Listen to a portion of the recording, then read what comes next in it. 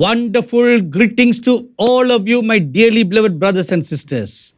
मेरे प्रिय भाइयों बहनों बेटे बेटियां आप सबके लिए अद्भुत शुभकामनाएं। Good to see you one more time again in this program. इस कार्यक्रम में फिर से आपको देखने में बड़े अच्छा लगता है।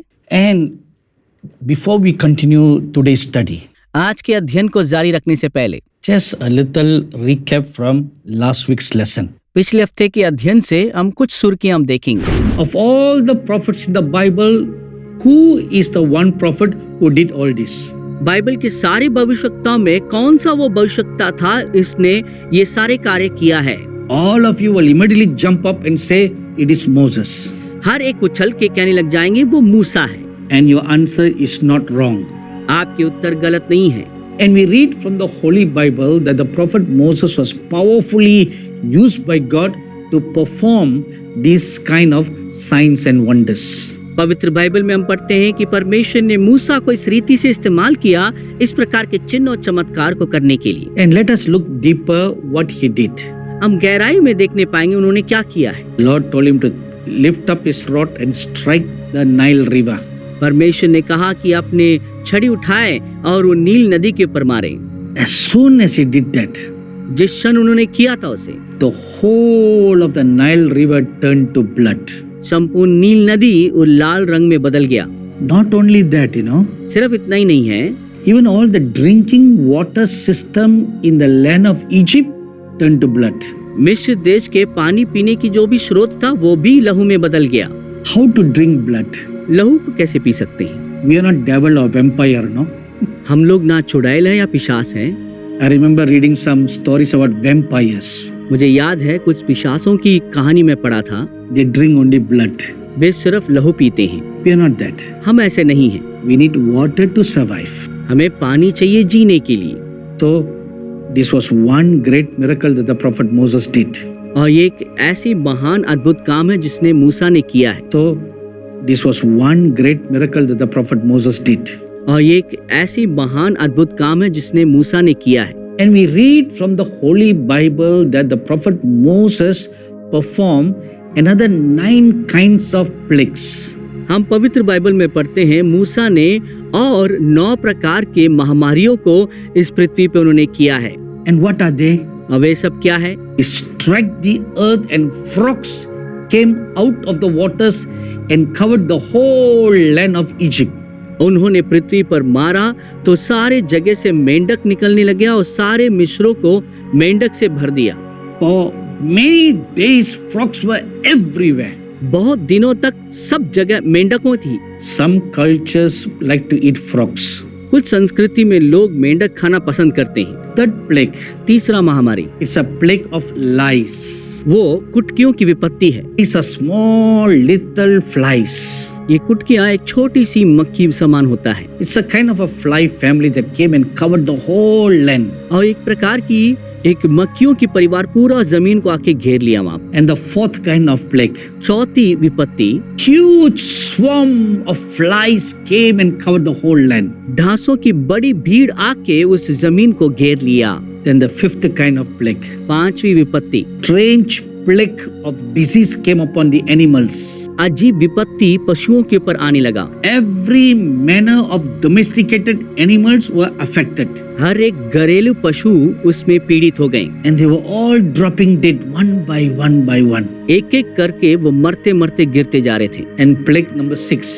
छठा विपत्ति। The plague of boils came upon everybody. हर एक के ऊपर फोड़ों की विपत्ति आई। Boils came all over their hands, all over their faces, all over their bodies. उनके हाथों में, पाँव में, उनके पूरे शरीर में फोड़े निकलने लग गए। Plague number 7. सातवीं विपत्ति। A judgment of hail and fire was pronounced. ओलों की न्याय उनके ऊपर बोला गया है। Except plague number 8.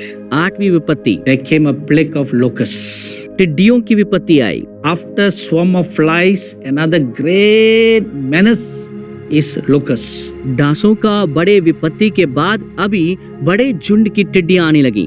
It came and filled the whole land of Egypt. मिस्र के सारी जमीन के ऊपर आके घेर लिया। Plague number 9. 9 विपत्ति। A judgment of darkness came and covered the whole land of Egypt. अंधकार की विपत्ति उनके ऊपर आकर सारे इस्राएलियों को घेर लिया। It was so thick that nobody can see anything. इतना घना था कि कोई भी व्यक्ति कोई भी चीज देख नहीं पा रहे थे। And it also brings a terror of fear at the same time. साथ ही साथ एक डर और घबराहट लेके आया। So we saw that the two witnesses perform signs and wonders in the nation of Israel. हमने देखा कि दो गवाही इस्राएल राष्ट्र में चिन्ह और चमत्कार को करके दिखाए हैं। And they have specifically two categories of power. हमने देखा कि खास एक दो सामर्थ की भाग उनके जीवन में है। One, to bind the rains, पहला, बारिशों को रोकना, to shut heaven so that it will not rain. ताकि आसमानों को बंद कर दें जिससे कि वो बारिश ना बरसाएं। So that would mean they have power over the weather. इसके मतलब ये है मौसम के ऊपर उनके पास सामर्थ है। You know what happened during the days of the prophet Elijah, where he bounded the clouds and the sky so that it doesn't rain? अब जानते हैं एलिया के दिनों में जब उन्होंने बादल और आसमानों को बंद कर दिया ताकि बारिश ना हो, उस वक्त क्या हुआ? But in the last days when the two witnesses are here, मगर इन अंतिम दिनों में जब ये दो गवाही इस पृथ्वी में होंगे, their powers will not only be limited to shutting the heavens from raining, उनके पास सिर्फ सामर्थ इसलिए नहीं होगा कि वो आसमानों को बंद कर दी जिससे कि वो बारिश ना बरसाएं, but also over the weather and the atmosphere. मगर मौसम और वातावरण में भी उनके पास अधिकार होगा। Let me give you one example. एक उदाहरण मैं आपको देता हूँ। In Revelation chapter 7 verse 1 we read प्रकाशित वाक्य 7 अध्याय के पहला पद में हम पढ़ते हैं that four angels were holding the four winds of heaven from beating against one another. वहाँ पे 4 स्वर्गदूतों ने उन 4 हवा को रोक रखे थे ताकि एक दूसरे को टकराने पाए। See, wind is a product of nature हवा प्राकृतिक एक उत्पादन है, and these angels are holding them, स्वर्गदूत उसे थामे हुए हैं। which means God has control over the movement of the winds. इसके मतलब ये है कि परमेश्वर के पास हवाओं के चलन के अंदर उनकी अधिकार है, वो नियंत्रण में रखते हैं। And we also read in the Gospels सुसमाचारों में भी हम पढ़ते हैं that once when the Lord Jesus Christ was going from Galilee to Gennesaret, जब एक बार यीशु मसीह गलील से गन्नेसरत को ओर जा रहे थे, being very tired, he slept in the boat. बहुत थके हुए थे, नाव पे सो रहे थे। But a big storm arose, बड़े एक तूफान वहां पर उठने लगा, and the sea waves rose up very high. समुद्र की लहर ऊंचा उठने लगी। And when the Lord Jesus was awoken, जब प्रभु यीशु मसीह जगाए गए, he looked at the storm, उन्होंने आंधी को देखा, he looked at the wave, लहरों को देखा, and he commanded them to be peaceful and be still. उन्होंने आदेश दिया कि वो स्थिर हो जाए, शांत हो जाए। See, what does this show? क्या दिखाता है? This is similar to the angels holding the winds in their hand. और वो स्वर्गदूत हवाओं को अपने हाथों में थामे हैं, उसके तुल्य है। The Lord Jesus Christ had absolute authority and control over the atmospheric condition. प्रभु परमेश्वर यीशु मसीह के पास वातावरण की परिस्थितियों को नियंत्रण रखने की सामर्थ है। So these two witnesses will have powers like that. वैसा ही इन दो गवाहियों के पास सामर्थ होगा, Not just limited to rainfall or binding the rain, सिर्फ बारिश बरसाना या रोकना उसी में सीमित नहीं होगा, but also to command storms, मगर तूफानों को आदेश देने के लिए, command atmospheric changes to come. वातावरण के परिवर्तन में बदलाव लाने के अधिकार में। If you look at the life of the prophet Moses, भविष्यवक्ता मूसा के जीवन में अगर हम देखेंगे, we know that he performed 10 different kinds of wonders in Egypt. हम जानते हैं कि मिस्र देश में उन्होंने 10 प्रकार की अद्भुत काम वहां पर उन्हें किया है। What are they? वो क्या है? Water turned into blood. पानी खून में बदल जाना, So that is nature. ये प्रकृति है। But even the composition in the water changes. यहाँ तक कि पानी की रचना में भी एक बदलाव आ जाता है। And frogs came out of the water to cover the land. पानी में से मेंढक निकल के आते हैं ताकि जमीन को घेर लें। And lice came to cover the land. कुटकियां निकल के आती हैं कि पूरे जगह को घेर लेता है। And then came the flies. उसके बाद डांसों, And came locusts. उसके बाद टिड्डियां। So 4 kinds of winged creatures, they had power over them. 4 प्रकार की हवा की जीवें उनके ऊपर आने लग गया। Then they commanded serious diseases, plague, or we are now very familiar with the word pandemic, that came over Egypt. उसके बाद परमेश्वर ने एक बहुत ही गंभीर बीमारी या महामारी, जो आज के दिनों में हमें प्रसिद्ध शब्द है विश्व महामारी, वो मिस्रियों के ऊपर आने लगा। A pandemic came upon animals. एक ऐसे महामारी जो पशुओं के ऊपर आने लगा। Then a pandemic of boils over people's hands came. और फोड़ों की महामारी लोगों के हाथों के ऊपर आने लगा। So two incidences where diseases were commanded by the prophets and it came as a result of judgment. यहाँ पर हम देखने पाते हैं दो प्रकार की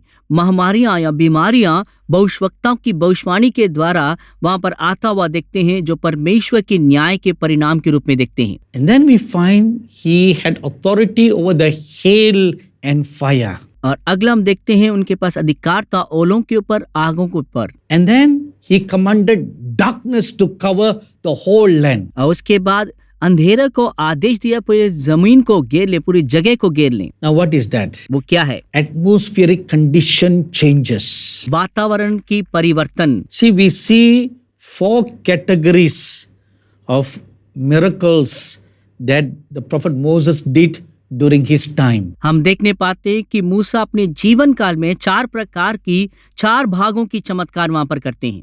Over the air, over the land, over the sea. हवा के ऊपर, जमीन के ऊपर और समुद्र के ऊपर। The same things will be repeated again during the ministry of the 2 witnesses.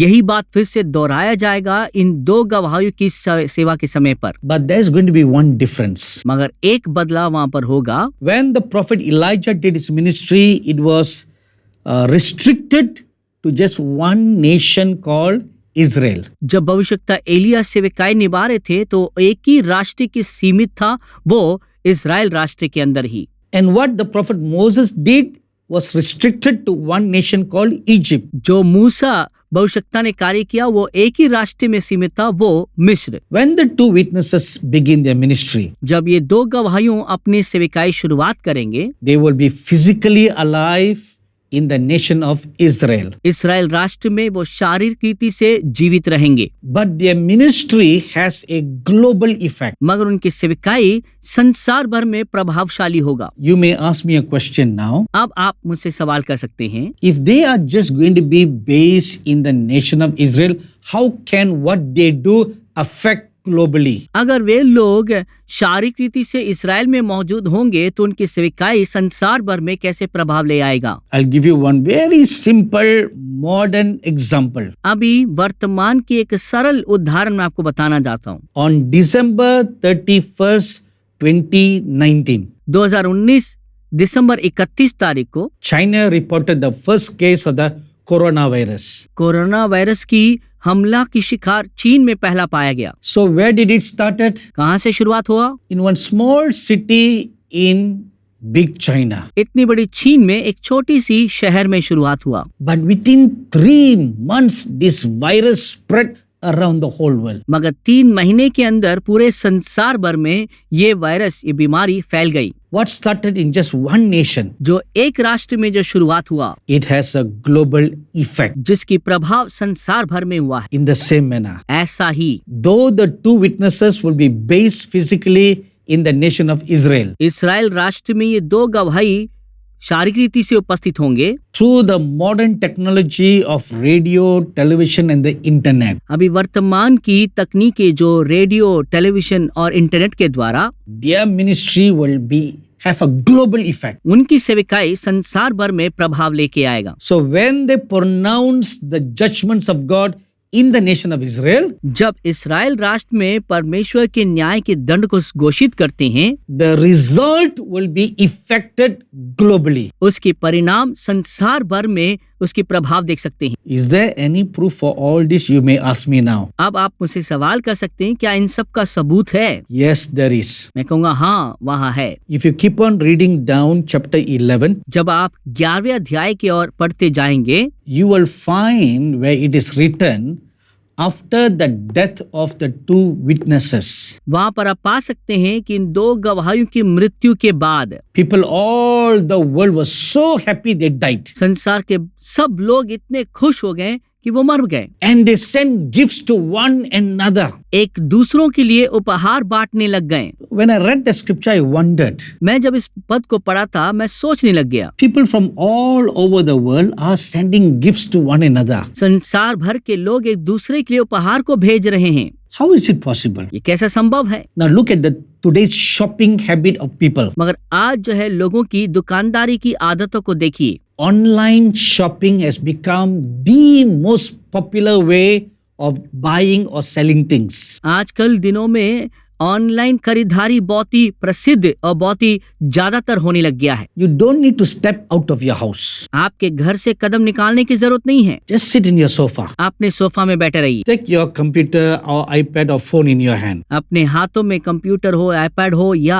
आप अपने फोन को लें and go online to any popular shopping online website. खरीदारी की बहुत ही प्रसिद्ध किसी भी वेबसाइट में जब आप जाके देखते हैं, Just click what you like जो आपको पसंद है उसे चुनिए। and then type in your address. के बाद अपने पता डालिए। You can also buy things for your friend. आप अपने दोस्तों मित्रों के लिए भी चीजें खरीद सकते हैं। You make the payment, आप उनके लिए कीमत देते हैं, but you can tell the company to send it to your friend somewhere else. मगर आप अपने कंपनी से कह सकते हैं कि जो दोस्त कहीं पर है उसके लिए भेजा जाए। With today's online shopping capability, आज की ऑनलाइन खरीदारी की क्षमता के द्वारा what was written 2000 years ago becomes a reality. 2000 साल पहले जो लिखा गया है वो अभी वास्तविक बन गया है। So for people of the whole world to be so joyful, happy and send gifts to one another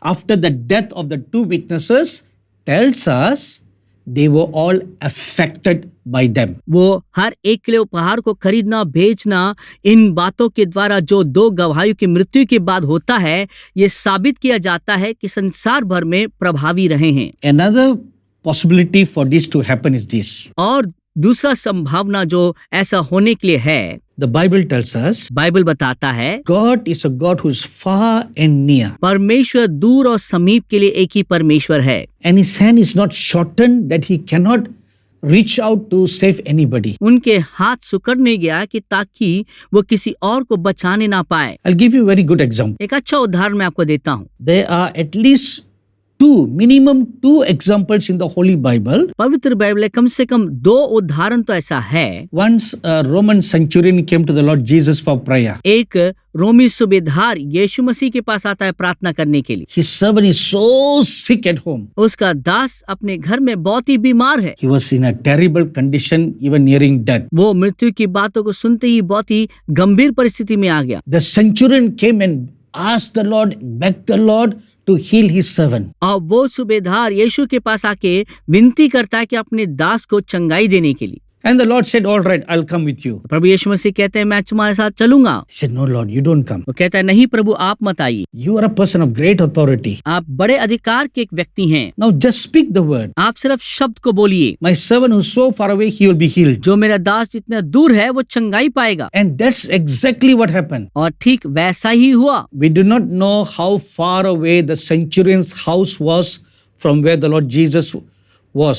जहाँ प्रभु यीशु मसीह थे वहां से सूबेदार का घर कितना दूर हम नहीं जानते हैं। Either half a kilometer or 1 kilometer, we don't know. आधा किलोमीटर हो या 1 किलोमीटर हो हम नहीं जानते हैं। But when the Lord Jesus said, according to your faith, be it unto you. जब यीशु मसीह ने कहा तेरे विश्वास के द्वारा ऐसा ही हो, And the Bible says that very hour that servant was healed. Bible बताता है उसी घड़ी उसका दास चंगाई पर प्राप्त किया। And we read another incident. एक और घटना हम पढ़ते हैं। Now before we go to the other incident, अगले घटना में जाने से पहले this first incident took place in Israel. पहला जो घटना हुआ है वो इस्राएल में हुआ है। Now the second incident, a woman from outside Israel, Samaria, other region, came to the Lord Jesus for prayer.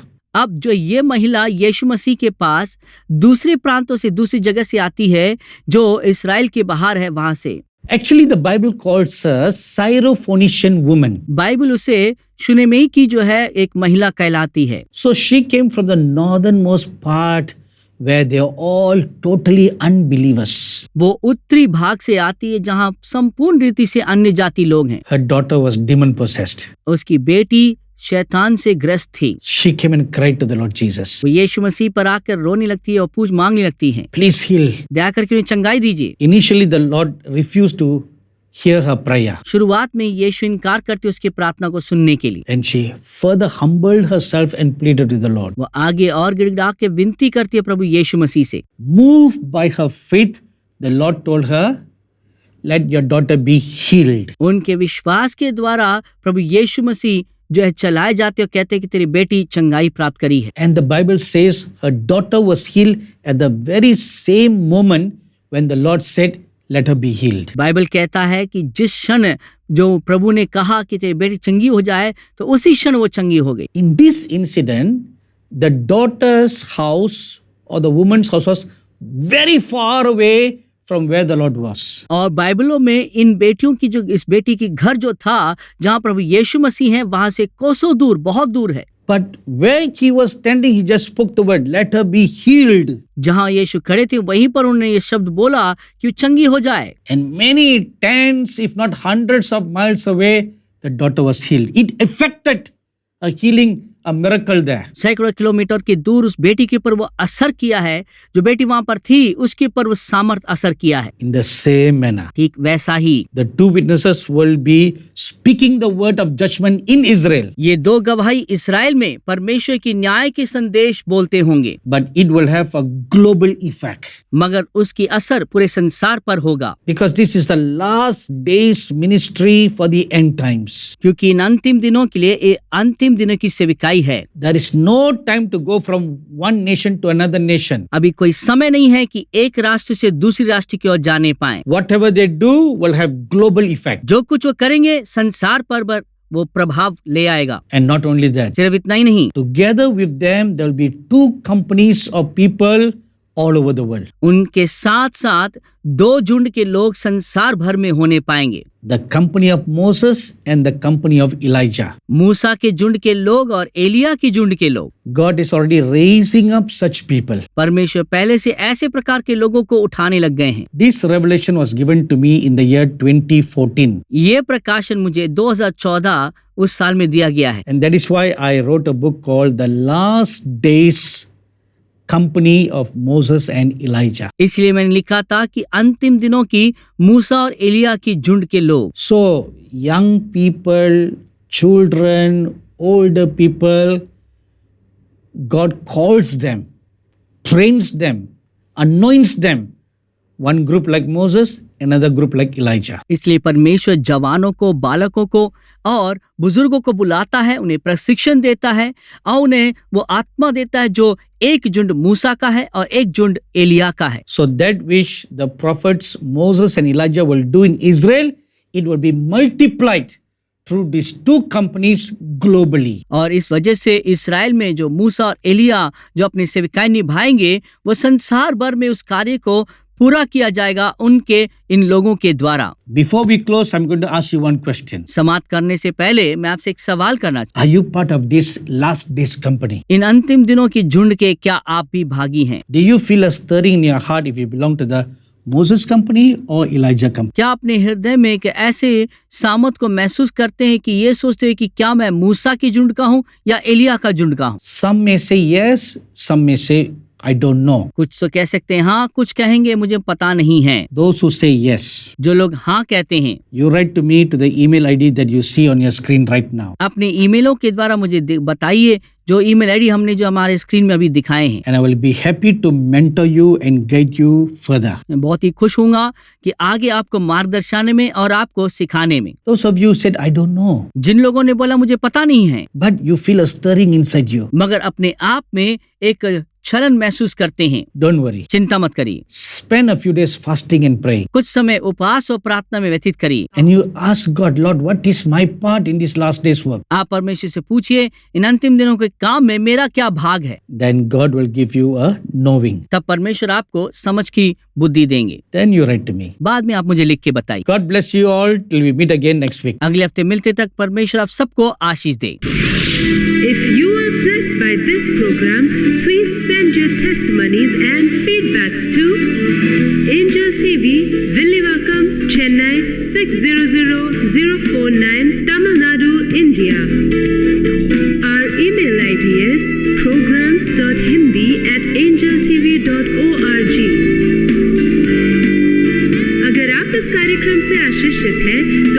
गवाही और विचार हमें इस पते पर भेजिए। Angel TV, Villivakkam, Chennai 600049, Tamil Nadu, Bharat. हमारा ईमेल आईडी है programs.hindi